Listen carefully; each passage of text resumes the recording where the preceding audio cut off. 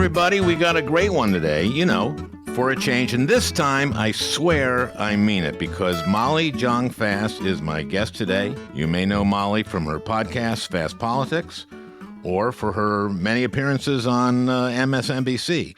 And you love Molly for the great podcast she's done with me and the ones we do with Mark Leibovich. But today, Mark couldn't make it because he's in Greenland, I guess scoping it for a possible invasion by our military. There are about 57,000 people in Greenland, so, we could take them with one hand tied behind our back. Of course, I think an easier way to handle it would be to request of Denmark that they let us build a base or, even two in Greenland. Our NATO allies host plenty of our bases. You'd think Denmark would be happy to see us drop a couple $1 billion for an air base and maybe a naval base with some Marines. I don't know why Trump's so focused on Greenland becoming a U.S. territory, Peter. What do you think? Is Trump still trying to take over Greenland? If I'm being honest, I've been trying not to pay too much attention to this kind of stuff. What do you mean? I'm just trying to maintain my sanity. I'm sorry? What? Okay, look, I listen to you do the show with your guest or guests, and then I have to edit it all down, and that's hours of listening, of course. So for sanity's sake, I'm trying to avoid anything about Trump in the precious remaining time that I have in my life. Oh, well, we have to fight this guy and the goons around him. Of course, sure, that's great. And I admire that attitude. But at least for right now, I don't want to drive myself crazy. Oh, well, I understand that. Again, I admire you being able to subject yourself to this kind of bullshit. Yeah. You're a warrior, Al. Yeah. It gets hard sometimes. Did you get the meditation app that I sent you? Yeah. Can you send it again? Sure. But you know what? This week's show is very good. You sure? Yes. It's Molly. She's wonderful. Uh-huh. And you're fine. Just fine. Well, okay, we got a great one today. For a change, Molly Jong-Fast is my guest, and everything is fine. Yeah, man, you're going to be fine. We're all going to be fine. Well, undocumented immigrants are screwed.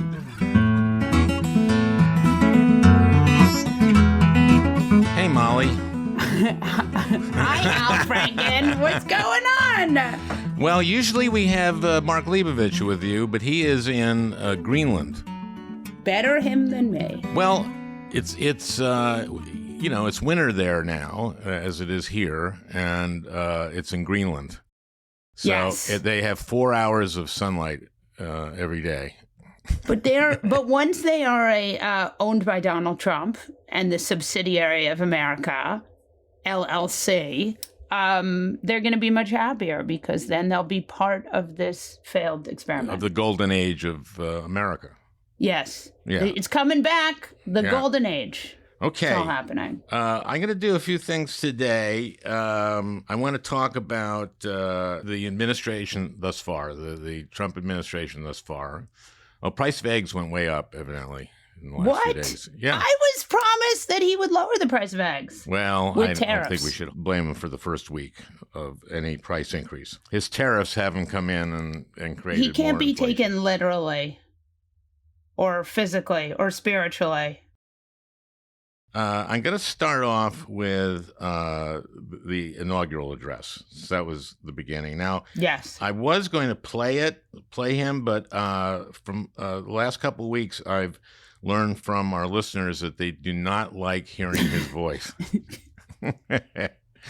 So I will read from his address. And here, it starts off with, thank you very much, everybody. Wow. It's good to be thanked. Can you imagine Kennedy, John Kennedy?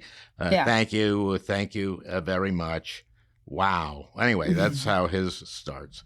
Well, it's good. Wow is good. Yeah. President Clinton, President Bush, President Obama, President Biden, Vice President Harris, and my fellow citizens, the golden age of America begins right now. I think that's kind of insulting to all these former presidents because What do you expect? We now have a government that cannot manage even a simple crisis at home. Now, he rode over to the Capitol with Biden. So Biden's going like, we now have a government that cannot manage even a simple crisis at home. So he's going, thanks a lot, buddy, right? Right. While at the same time stumbling into a continuing catalog of catastrophic events abroad. Right. It fails to protect our magnificent law-abiding American citizens, but provides sanctuary and protection for dangerous criminals, many from prisons and mental institutions. Okay. All right. He keeps that. He won't stop that, right? Yeah. He believes that asylum is actual emptying of asylums versus political asylum. No one has ever explained that to him. So he always thinks that the people from the asylums are coming for asylum. I think he just knows he's lying. I think he just knows he's lying. I mean, I think this is an invention he's made from remember the Mariel boat lift from Cuba? Mm-hmm. They released people from mental institutions and from prisons. Right. And so he won't stop saying this thing, which is just false. And he knows it. He knows it. Okay, my recent election is a mandate to completely and totally reverse a horrible betrayal. I still love that Biden is 10 feet away. Right. And all of these many betrayals that have taken place, and to give the people back their faith, their wealth, their democracy, and indeed their freedom.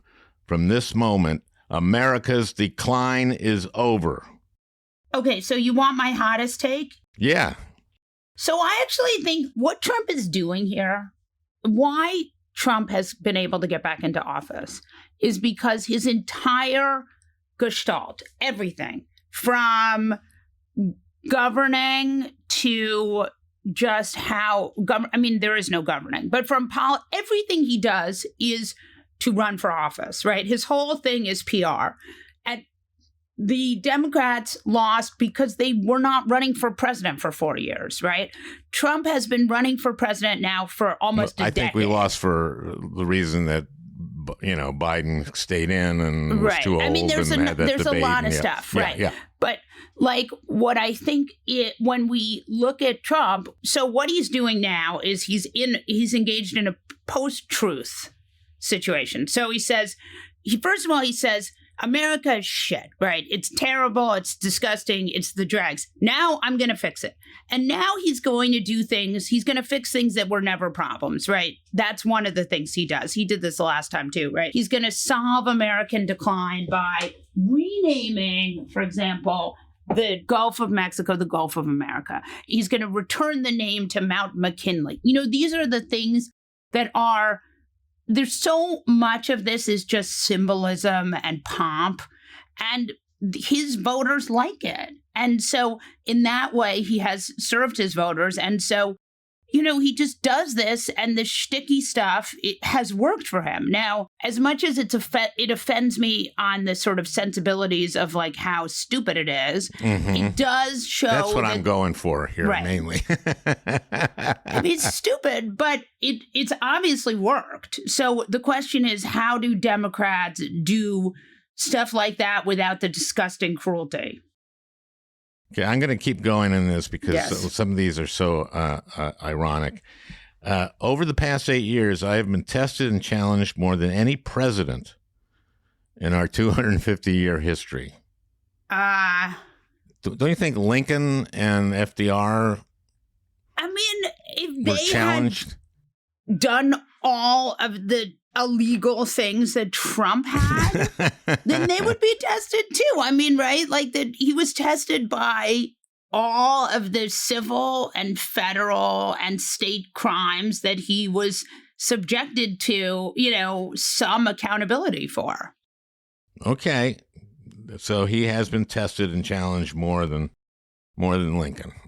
Yes, exactly. I don't know. Lincoln was assassinated. He was also depressed and assassinated. And assassinated. So that had to preside over the Right. civil war. That may be worse, but it feels worse. It's his feelings. We have to remember he feels bad. Okay. Remember, this address was meant to focus on one of Trump's big obsessions. You know what one of Trump's big obsessions is? What? The wealthy man born to privilege and wealth who basically is a Nepo baby. Not that there's anything wrong with it. Is fairness. His obsession is with fairness. This was supposed to focus on fairness. Mm-hmm. So now we will focus on irony. Mm-hmm. Okay. See, it is my hope that our recent presidential election will be remembered as the greatest and most consequential election in the history of the country. The man loves hyperbole. He loves a big word. He loves a flourish. He loves gold lettering. He loves gold lettering. He does love gold lettering. Gold lettering. He does love that. I will immediately begin the overhaul of our trade system to protect American workers and families. Instead of taxing our citizens to enrich other countries, we will tariff foreign countries to enrich our citizens. Now, we do know who pays the tariffs. It's a foolproof plan, except it will punish all of us. Yeah, I mean, basically, I harp on this a lot because it just drives me nuts. But the people who pay the tariffs are the importers, not the exporters, not the Chinese. And it's designed to make the price of Chinese or other countries' goods higher, and that's what it will do. So it means that those countries will either move their factories over to a country that we aren't taxing or aren't tariffing. So he tariffed right away. He tariffed 25% Mexico, Canada, 10% China. So we'll see if those get enacted, but that is the play. And this means that prices will go up for Americans. Unless all math is incorrect. Okay, and then this is a sop to Musk. And we will pursue our manifest destiny into the stars, launching American astronauts to plant the stars and stripes on the planet Mars. Now, this has been... I like our space program, and I would like us to do that, so there. Look, space is fun. Everyone likes space. Here's what I would say. The idea here is you want the underlying idea or you want the overlying idea? Both. So the underlying idea here is American expansion. I think there are a couple parallel tracks going on here. Trying to undo everything Jimmy Carter ever did, because these people are very interested in Jimmy Carter because he just was in the news. Honestly, I think that's some of it, right? Oh, he was jealous of his service. If you were thinking, who's the opposite of Jimmy Carter? Yeah. During that those eulogies, you would think Donald Trump.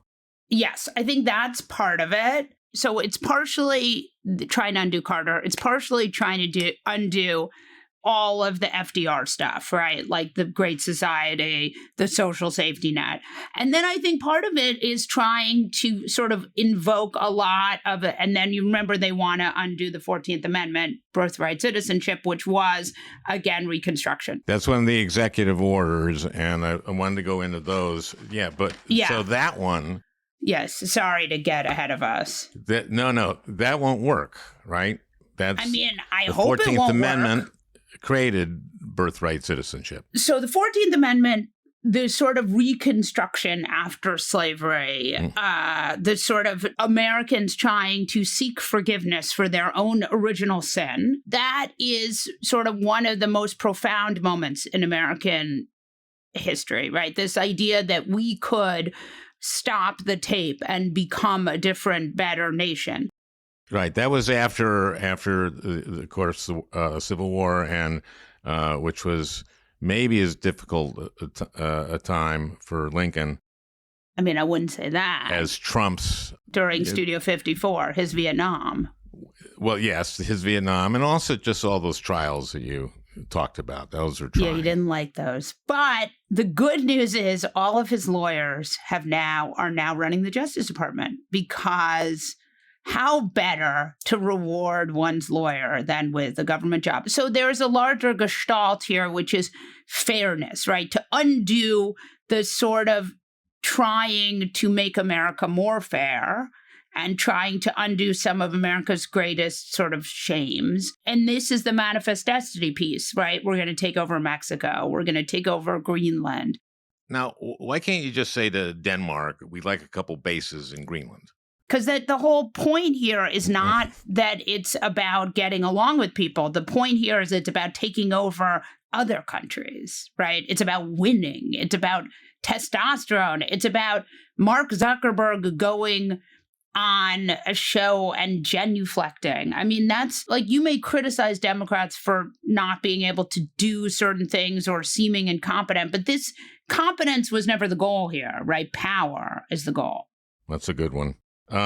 So the executive orders, let's talk about those. 78.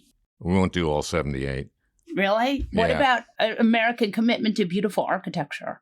Can we do that one? Classic and beautiful architecture. I like classic and beautiful architecture. Well, is he saying that that's all that will be built in America and I think for federal buildings. for federal buildings? I got You got to have classical architecture, like what you have with Trump Tower. Okay. He pardoned those who assaulted the Capitol Hill police. Yeah.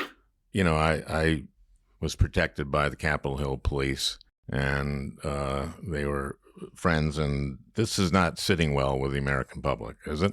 And so there are two things here. When you talk to experts about authoritarianism, the academics, the Jason Stanleys and the Timothy Snyders, and these people, they say the absolute worst thing you can do is pardon violent political figures, right? That's the worst thing you can do because it sends a really strong message that you can do this if we like what you're doing. And some are talking about retribution already.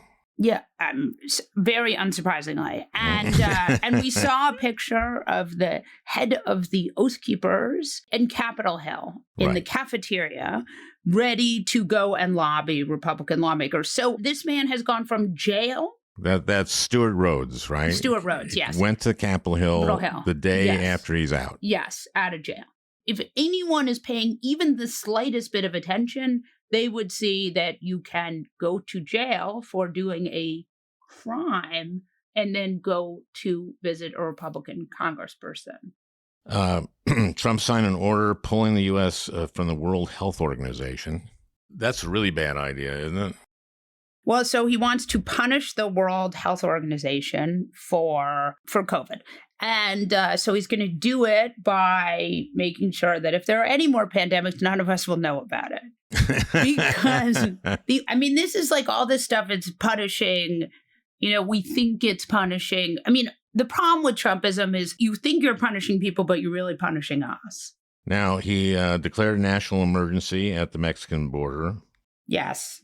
That's not surprising. He suspended U.S. refugee admissions program, including these 1,660 Afghans have been cleared by the U.S. to resettle the country, including family of active duty U.S. military personnel. Of course. And they had their flights canceled following Trump's orders. Correct. Yes. And the Taliban doesn't like these people, and maybe these people are in some danger.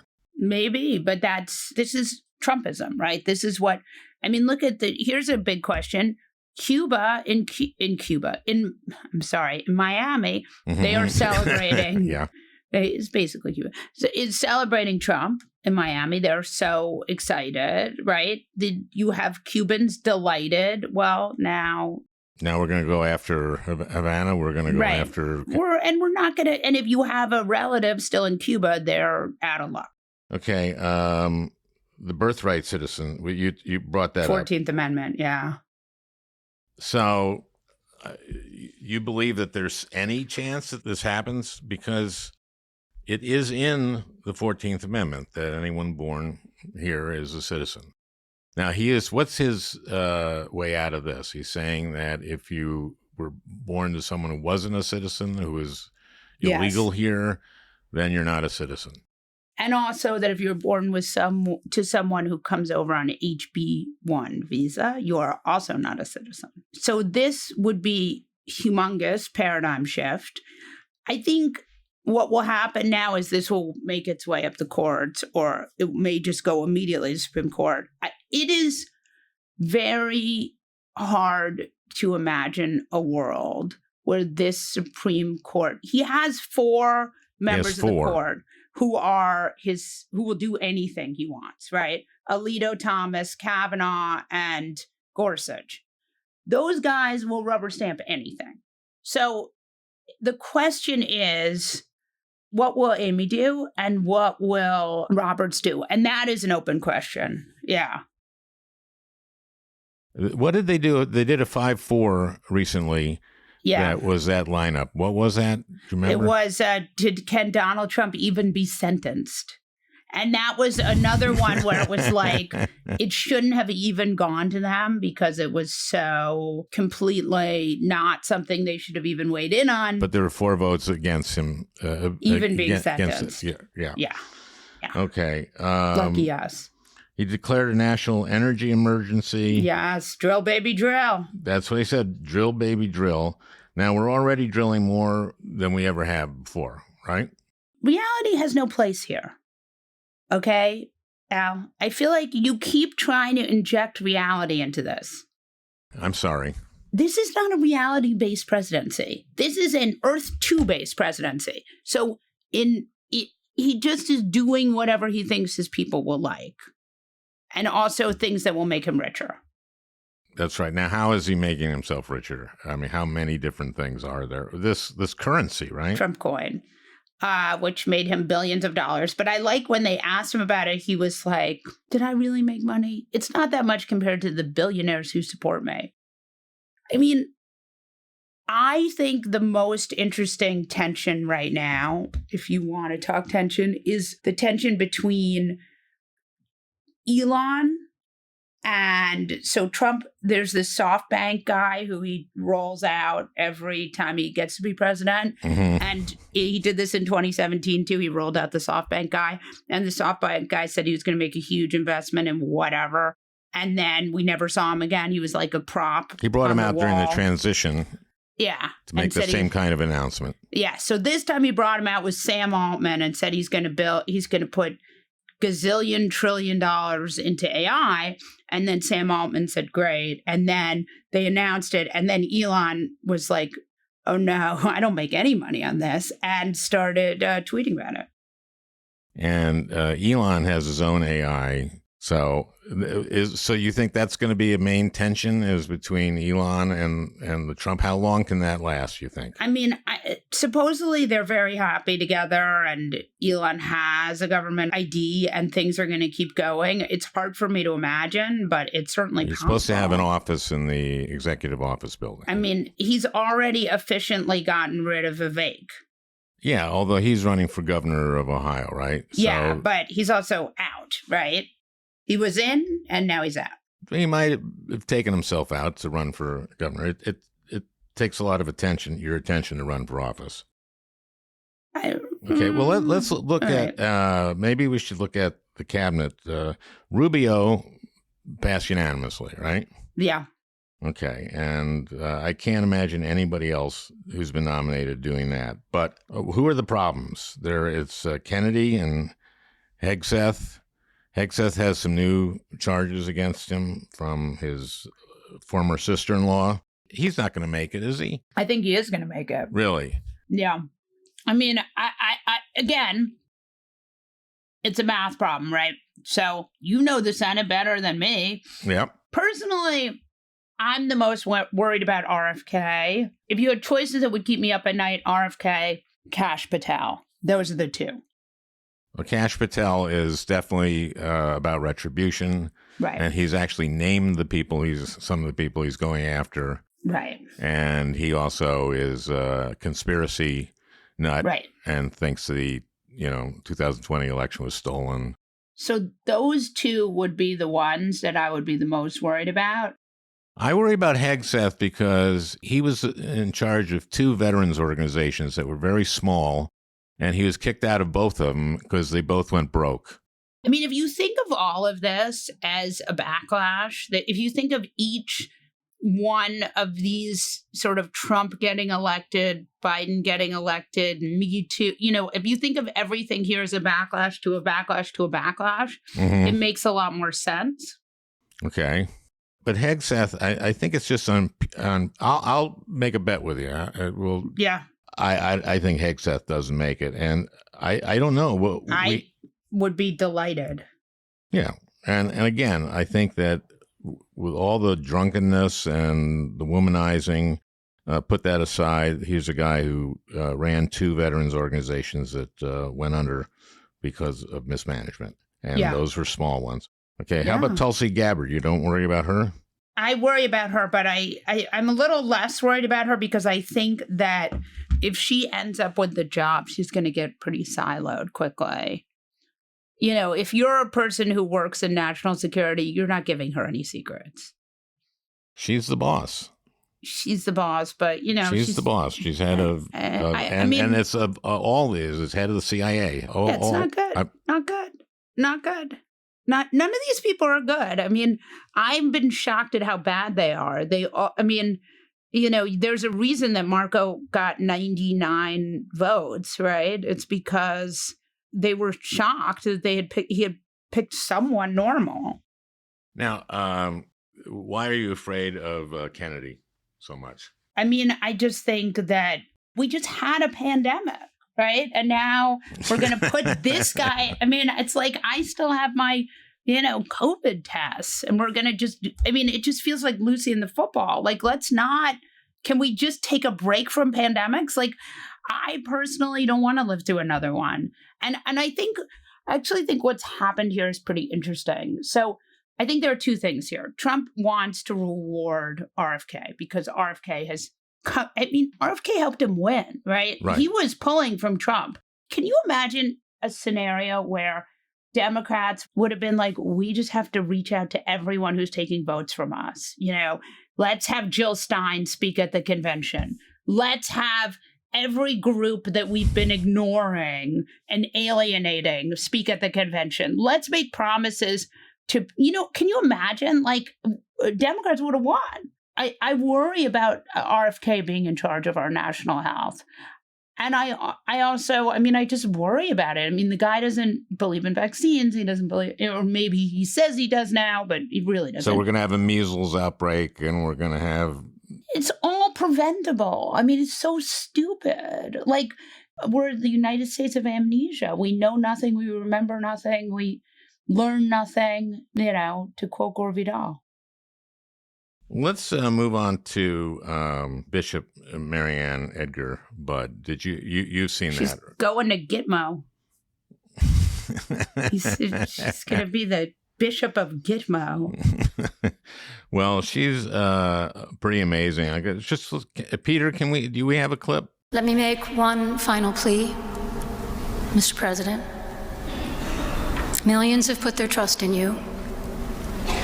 And as you told the nation yesterday, you have felt the providential hand of a loving God.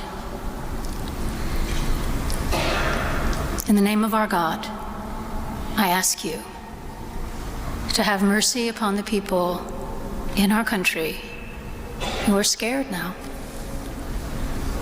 There are gay, lesbian, and transgender children in Democratic, Republican, and independent families. Some who fear for their lives. Oh my God! You've seen the video of it and they're Trump's not happy, reaction. not pleased. Usha seemed to be listening. I mean, here's my question: if you're offended by someone asking for mercy, perhaps the problem is you. That you're merciless? Well, I mean, like, if somebody asked me for mercy, I'd be like, oh, dear, I have to get on that. Like, I'd be like, oh, that's awful, But if you're just like, how dare they troll me? Like, perhaps this is about more than that. that was a troll, I guess, in a way. But I think it was really obviously sincere. She's a woman of faith, and I think that's what it was. And he said that she was not very bright. Yes. Yes. and that she needs to apologize to him. Yes. Yes. Not bright. And maybe she didn't even have, her makeup's not good. Her hair color wasn't great. Remember the ways he's described women. This should not be a surprise. No, this is not his type. Yeah, exactly. Not my type. Exactly. So, what are we going to see next? I mean, so we saw John Bolton lost his his Secret Service protection. Bolton has lost it, and now Pompeo has lost it. So I think we'll see more stuff like that. Why Pompeo? Why not? I think he seemed to be a loyal head of. Whatever. You can never be loyal enough. That's the other thing that I think is worth remembering is you can be loyal, but at the end of the day, Trumpism demands absolute fealty, right? And so sooner or later, your loyalties are going to, it's the problem of dual loyalties. As a Jew, no, I'm just kidding. But it's the problem of dual loyalties, right? You can never be loyal enough to him. He hasn't solved Ukraine yet. He said he would do that on day one. Yeah.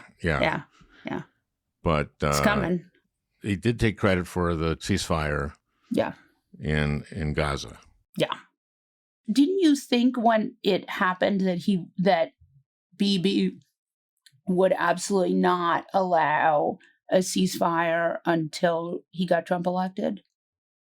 Didn't you think that? I thought for sure that was how it was going to play out.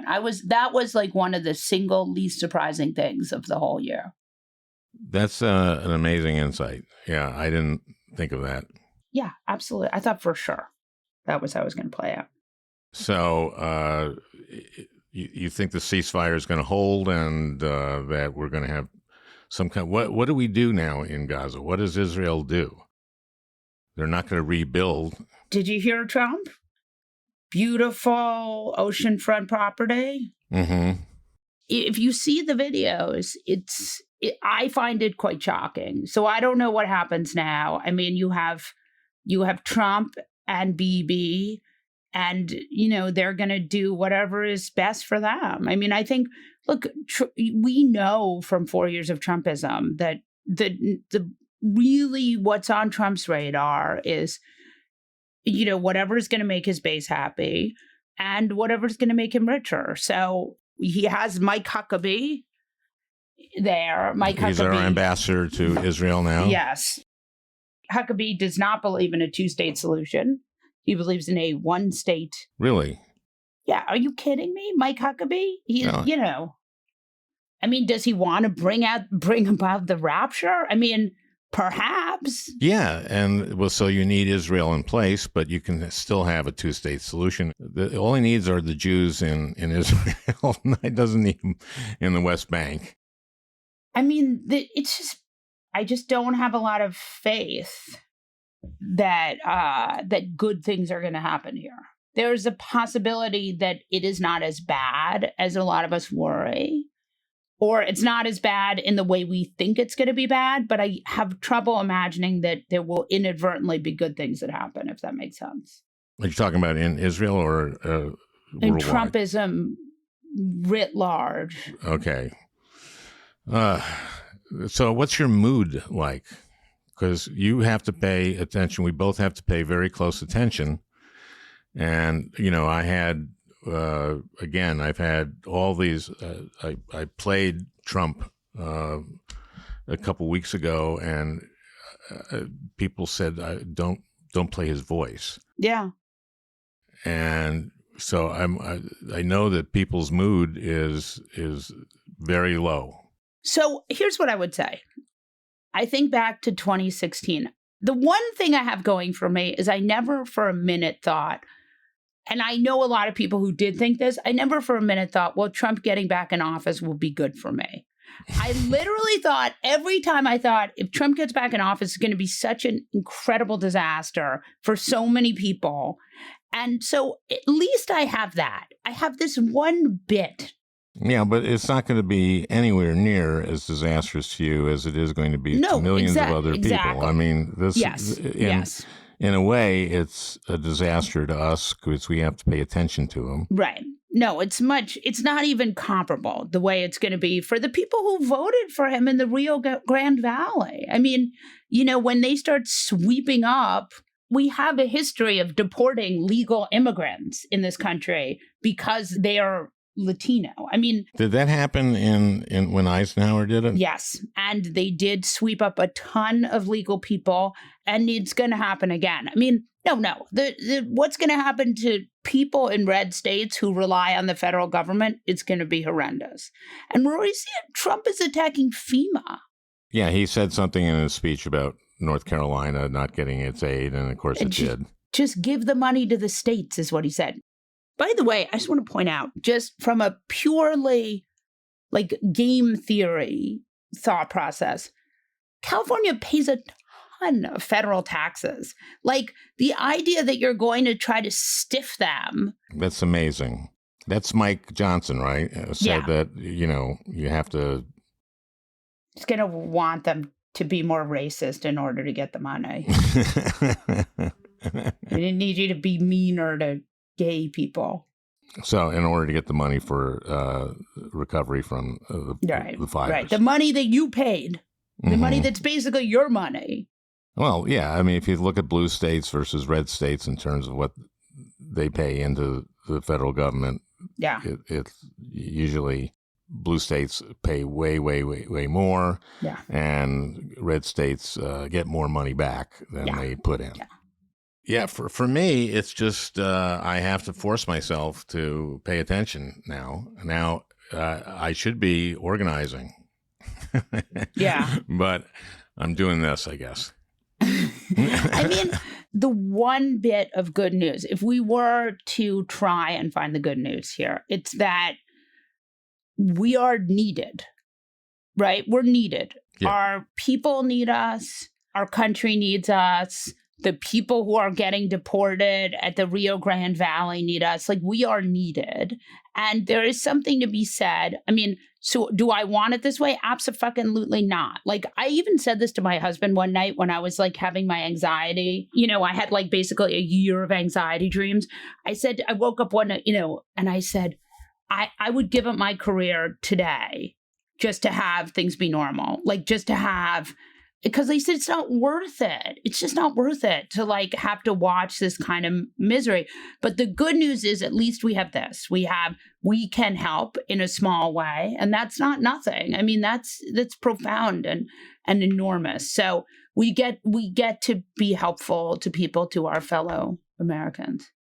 But I worry that, how bifurcated our information is in this country. Yeah. And whether it does make much of a difference, because I think the people listening to this are people who already agree with us. So I would say two things. That's why I believe that everyone should go on Joe Rogan. You should go on Joe Rogan. Sure. I'm serious. And Bernie should go on Joe Rogan. We should go to spaces. Yeah, Bernie has. Bernie did. No, I know. Yeah. That kind of thing. We should go on conservative spaces. We should explain to them what the goal of the Democratic Party is and what the hope is, and don't let Republicans define Democrats, right? Jessica Tarloff does an excellent job with that. We should go to their spaces. One of the really destructive, probably the most destructive thing that the consultant class got into the vernacular was this idea that if you went on a show like Bill Maher, you were platforming Bill Maher. No, Bill Maher is platforming you. So I truly believe, and I wrote a mean piece about Bill Maher. It's one of the biggest regrets, I feel like, because I wrote a piece about how he wasn't really liberal. And it was I had missed the forest from the trees. Mm-hmm. He is whoever he wants to be. And those are his people. And if you want those people, you need to go into his spaces. I have a couple of things I did really wrong. If you want, I can list them. Sure. Or my teenage children can list them. But that was one of them, was to place demands on people who are their own thing and who have spaces that are not necessarily my space. Bill Maher talks to people. My people aren't his people. Like the people who he talks to need him. And also Democrats need to be in that space too to make their case for him. No, and then a number of other things, including whatever. Anyway, so go on. I've been wrong about a lot of stuff. But... Well, I want to hear about all those. I mean, I thought Harris would win. I thought that Biden... You did? Oh, yeah. I was hoping she would win, and I thought it was a 50-50 thing. Remember we ran into each other on the street on the Upper West Side? And I said, this is going to be great. She's going to win. And you looked at me like a ghost and said, I hope so. Mm-hmm. You remember that? Yes, I do. And I said, there were like 100. It's like the time I ran into Rachel Maddow and said, Rachel, she's going to win. And she gave me the same look you gave me. Yeah. Yeah. I mean, she had a hard task. She had, 107 days or something like that? Yeah. Yeah. No, I blame Biden. Yeah. I mean, absolutely, without question. He should have, after the midterm, said, I'm doing what I said I was going to do. I'm going to be a transitional figure and then open it up. Yep. That's what he should have done. And then we would have won. Yep. I think. Who would have been the nominee? It wouldn't have mattered because it would have been a really good process and voters would have gotten involved in it and they would have picked a candidate that they liked and that they felt was their person. Mm-hmm. And then that person would have been the nominee and then they would have won. And maybe it would have been Harris, which would have been great. The problem is having a vice president limits you, right? But I have always loved her and always thought she was great. I also think they didn't let her just be her enough because she's great. Every time she had good ideas and then they were like, shut it down. Like she said good stuff. He said good stuff. I think had they let them just do interviews and do the same path that Trump did, where she went on Joe Rogan and Theo Vaughn and this and that, then she might have won. Yeah. Well, thanks.